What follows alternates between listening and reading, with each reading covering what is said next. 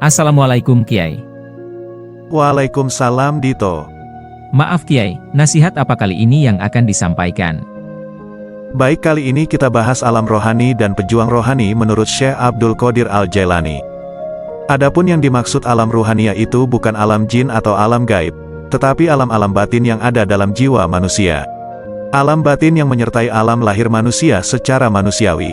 Dengan alam batin, manakala indera-indera yang ada di dalam alam batin itu hidup, maka manusia bisa mengadakan interaksi dengan makhluk batin dengan segala rahasia kehidupan yang ada di dalamnya. Sebagaimana dengan alam lahir manusia dapat mengadakan komunikasi dengan makhluk lahir dengan segala urusannya. Untuk menghidupkan indera-indera yang ada di alam batin tersebut, manusia harus mampu mencapainya dengan jalan melaksanakan mujahadah dan riyadoh di jalan Allah. Mengharapkan terbukanya mata hati, futuh, dengan menempuh jalan ibadah, thoriqoh, dengan bimbingan seorang guru mursyid sejati yang bersambung kepada Rasulullah sampai ke Allah Ta'ala. Perjalanan tersebut bukan menuju suatu tempat yang tersembunyi, melainkan menembus pembatas dua alam yang di dalamnya penuh misteri. Dengan itu supaya ia mencapai suatu keadaan yang ada dalam jiwa yang dilindungi, supaya dengan keadaan itu, ia dapat menemukan rahasia jati diri yang terkadang orang harus mencari setengah mati. Itulah perjalanan tahap awal yang harus dicapai seorang salik dengan sungguh hati. Lalu, dengan mengenal jati diri, manarofah nafsahu, dengan pertolongan Allah selanjutnya sang pengembara, salik, sejati dapat menemukan tujuan akhir yang hakiki, yakni menuju keridhaan Allah Subhanahu wa Ta'ala, faqad arafah robahu. Itulah yang dimaksud alam rohani. Berikutnya tentang pejuang rohani. Sekurang-kurangnya ada 10 sifat yang harus dimiliki oleh orang-orang yang berada dalam perjuangan kerohanian, yang sedang memeriksa diri sendiri dan yang berusaha mencapai tujuan kerohanian, serta yang menginginkan kekal berada dalam keadaan itu. Apabila Allah telah mengizinkan mereka untuk tetap berada dalam keadaan itu dan berdiri teguh di dalamnya, maka mereka akan mendapatkan kedudukan yang tinggi. Sifat pertama, hendaklah seorang hamba tidak bersumpah dengan menggunakan nama Allah, baik di dalam perkara yang benar maupun di dalam perkara yang salah, dan baik secara disengaja maupun tidak. Sifat kedua, hendaknya tidak berbuat bohong, baik berbohong yang sesungguhnya maupun hanya sekedar lelucon saja. Sifat ketiga, apabila berjanji, hendaklah tidak mengingkari janji itu, atau jangan berjanji sama sekali. Dengan tidak mengingkari janji atau tidak berjanji sama sekali itu, ia akan mendapatkan sumber kekuatan dirinya, dan inilah tindakan yang seimbang untuk diikuti. Sebab, pengingkaran janji itu termasuk ke dalam perbuatan bohong. Sifat keempat, hendaklah tidak mengutuk makhluk atau menyakiti mereka, walau ia sendiri disakiti. Karena sifat ini termasuk salah satu sifat yang baik dan termasuk kebajikan. Ini adalah suatu sifat yang benar. Sifat kelima, hendaknya tidak berdoa agar orang lain mendapatkan bahaya, walaupun orang itu memperlakukan dirinya dengan cara yang tidak baik. Janganlah membalas, baik dengan lisan maupun dengan perbuatan. Bersabarlah dan serahkanlah kepada Allah. Janganlah menuntut bela, baik dengan perbuatan maupun dengan lisan. Sifat keenam, janganlah seorang hamba itu mengatakan bahwa orang yang mengikuti kiblat yang sama, yaitu orang yang beragama Islam itu adalah musyrik, munafik atau kafir. Jika kamu tidak mengkafirkan, memunafikkan atau memusyrikkan seseorang. Sifat ketujuh, hendaklah seorang hamba itu menghindarkan dirinya dari perkara dosa, baik secara lahir maupun secara batin, dan juga menjauhkan anggota badannya dari melakukan perbuatan dosa. Sifat kedelapan, hendaklah seorang hamba itu tidak membebani seseorang, baik beban itu berat maupun ringan. Sebaliknya, hendaklah ia membuang beban yang ditanggung oleh seseorang, baik itu meminta maupun tidak. Sifat kesembilan, hendaknya seorang hamba itu tidak mengharapkan pertolongan manusia dan juga hatinya tidak menginginkan mulia. Hamba ini tidak memerlukan apa-apa lagi. Inilah kebaikan yang besar, keyakinan dan kebergantungan yang erat kepada Allah. Sifat ke-10, ialah merendahkan diri, yaitu tidak merasa bangga dan membesarkan diri. Dengan sifat ini, kedudukan seseorang akan ditinggikan dan dimuliakan oleh Allah. Ia akan disempurnakan di sisi Allah dan juga di sisi manusia. Ia diberi kekuasaan untuk mendapatkan kehendaknya dalam urusan keduniaan dan keakhiratan. Sifat ini merupakan akar dan ranting bagi batang kesempurnaan ketaatan kepada Allah, dan ini juga merupakan penolong yang menaikkan seorang hamba ke posisi orang-orang saleh yang ridho dengan Allah di dalam kesusahan dan kesenangan. Dan inilah kesempurnaan waro. Oleh karena itu, Apabila hamba Allah telah menjadi orang seperti digambarkan di atas, maka Allah akan memeliharanya dari mara bahaya, derajatnya akan dinaikkan sebagai orang yang berdampingan dengan Allah Subhanahu wa Ta'ala, dan ia akan menjadi orang pilihannya. Ia akan menjadi teman Allah dan musuh iblis.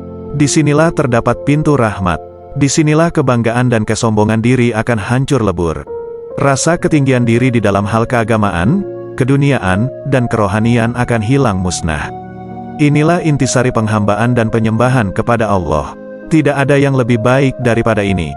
Dengan tercapainya peringkat ini, maka lidahnya akan berhenti membicarakan hal-hal ahli dunia, dan hal-hal yang sia-sia.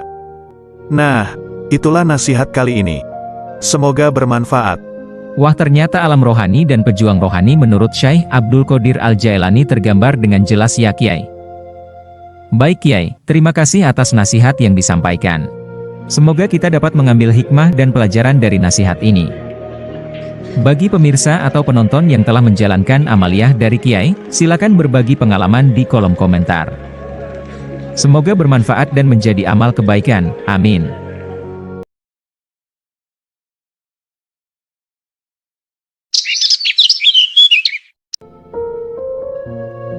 Assalamualaikum Kiai. Waalaikumsalam Dito. Maaf Kiai, nasihat apa kali ini yang akan disampaikan? Baik, kali ini kita bahas tentang energi zikir. Jika seseorang melakukan laku amaliyah khususnya zikir mengingat Allah, maka akan menimbulkan pusaran energi. Pertama, pusaran energi itu hanya pada diri penzikirnya, makanya akan timbul efek, entah ketenangan batin atau sebaliknya. Jika orangnya pertama banyak kerak dosa dan kesalahan di dalam tubuhnya, akan terkikis. Setelah pusaran energi itu selesai mengimbas pada diri sendiri, lalu akan meluas mengimbas pada keluarga. Sama jika keluarganya itu ada suatu kesalahan atau tindakan salah, maka akan timbul benturan energi. Energi dari hal yang menuju Allah dengan hal yang menuju iblis. Bisa saja awalnya suami istri yang asalnya rukun bareng-bareng semangat berbuat salah, saling dukung dalam perbuatan dosa dan kelalaian. Lalu si suami zikir Allah, si istri masih lalai. Akan timbul benturan energi. Akan timbul pertentangan, si istri melarang suami berzikir karena gerah atau alasan yang lain, karena energi iblis berbenturan dengan energi yang menuju Allah. Setelah ke keluarga, akan imbas ke tetangga. Sama seorang penzikir yang aktif kok tetangganya masih lalai, akan dengan sendirinya dimusuhi tetangga. Imbas energi itu bukan hanya di dalam hal yang lahir terlihat mata saja, tapi juga mengimbas ke hal gaib. Jika diri ada jinnya, maka seorang penzikir pemula akan mengalami kejadian yang bertentangan. Akan terjadi perang batin. Bisikan setan dengan cahaya penerang hidayah saling perang di dalam tubuh, saling tindih menindih, saling kalah mengalahkan. Jika seorang penzikir kuat beristiqomah, maka kekuatan gelap akan terusir dari tubuh. Juga imbas itu kemudian meluas ke keluarga. Jika istri, anak, bapak, ibu, dan di rumahnya penzikir itu banyak jinnya, maka akan terjadi benturan dahsyat di rumah itu. Bisa jadi yang ahli zikir itu akan dimusuhi semua keluarganya. Jika dia itu tanggap, akan berdoa pada Allah agar jin, setan, siluman dalam tubuh keluarganya dan dalam rumahnya semua dibersihkan Allah, maka gangguan akan diminimalisir. Setelah ke keluarga selesai, maka akan meluas ke desanya. Jika di desa itu banyak terjadi kefasikan, kemaksiatan, dan setan dipuja, maka akan ada banyak jin setan yang menyerang penzikir itu sebagai wujud pernyataan perang dan benturan antara energi kebenaran dari Allah dengan energi dari iblis, yang sudah menguasai desa itu. Bukan hanya jin setannya, semua orang di desa itu akan dengan sendirinya memusuhi orang yang berzikir itu. Jika terjadi seperti itu, tanda bahwa ahli zikir itu sudah mulai besar energinya, dan yang memusuhi juga para pemuja dan penyembah iblis, para dukun dan anteknya, maka akan terjadi perang tersembunyi dan diam-diam. Jika orang yang menjalankan zikir itu makin istiqomah, energi jahat pun akan terhalau, dan kekuatan zikir akan makin meluas, ke wilayah kecamatan, kabupaten, provinsi, pulau, dan terus meluas sampai ke luar negeri. Pusaran itu akan makin besar dan makin besar. Juga pusaran itu akan membumbung ke angkasa, berbentuk tiang pusaran, menembus langit. Makin istiqomah orang itu makin membumbung tinggi menembusi langit demi langit, sampai langit tertinggi. Dalam bentuk pusaran energi dalam bentuk cahaya. Jadi akan banyak energi dalam bentuk cahaya yang membumbung ke langit dari amaliyah banyak orang. Yang paling tinggi membumbungnya ke langit itulah yang paling unggul. Tapi juga akan makin banyak yang memusuhi. Bahkan iblis langsung akan turun tangan untuk membendung energi zikir itu agar tak menembus semua langit. Maka akan terjadi perang dalam gaib, yang tak terlihat di permukaan yang amat dahsyat. Yang merasakannya yang menjalani perang itu, orang lain sama sekali tak tahu. Energi zikir itu juga akhirnya meliputi bumi dari seseorang yang tekun dalam istiqomah. Jika sampai menembusi kutub, maka orang itu mendapat julukan wali kutub. Tapi artinya juga orang itu akan menanggung dimusuhi banyak orang, bahkan dimusuhi para pemuja dan penyembah iblis, akan menerima beban tanggung jawab seluruh alam, gonjang-ganjingnya bumi, dan itu tak ada orang lain tahu, kecuali yang menjalani. Ketika energi zikir itu makin meluas, bahkan bukan hanya ke atas tapi juga ke bawah, ke bumi selain bumi ini, maka akan makin meluas juga imbas energi yang pusarannya meliputi segala penjuru tempat. Sampai bumi 7 terlewati dan langit 7 juga terlintasi. Jadi orang yang menjalani laku amalia zikir itu akan lebih dimusuhi setan, akan lebih dimusuhi jin, akan lebih dimusuhi para manusia, dukun santet dan para pemuja jin, setan, iblis, siluman, tapi juga akan menjadi wakil-wakil Allah, menjadi wali-wali Allah di bumi, menjadi tonggak pakunya bumi.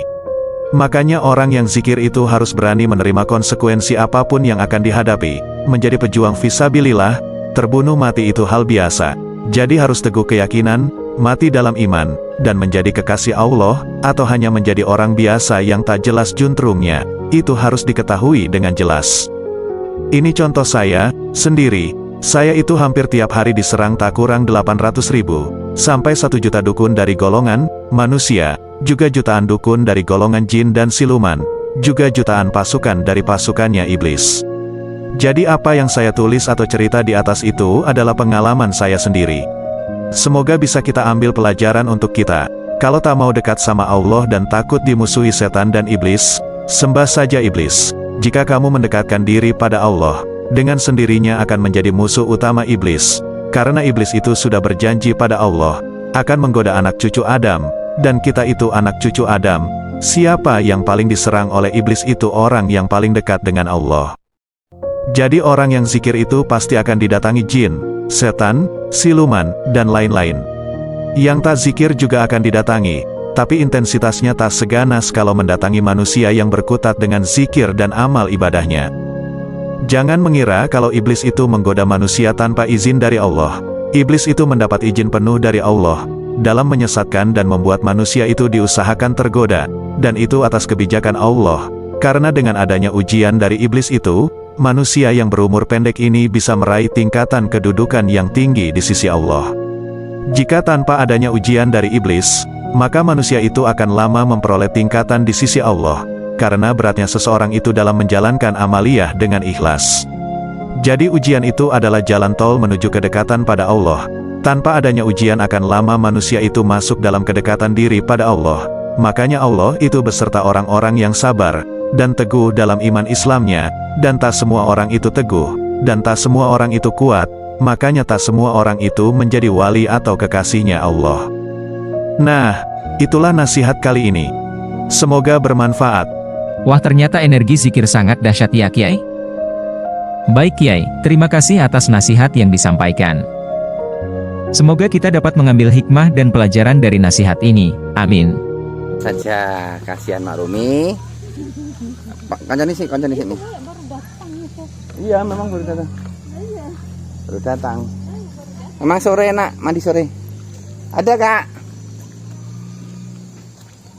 Ada Kak? Ya, kita sudah sampai di tempat parkiran mobil. Oke, nanti kita sambung lagi di perjalanan di hari berikutnya. Terima kasih. Wassalamualaikum warahmatullahi wabarakatuh.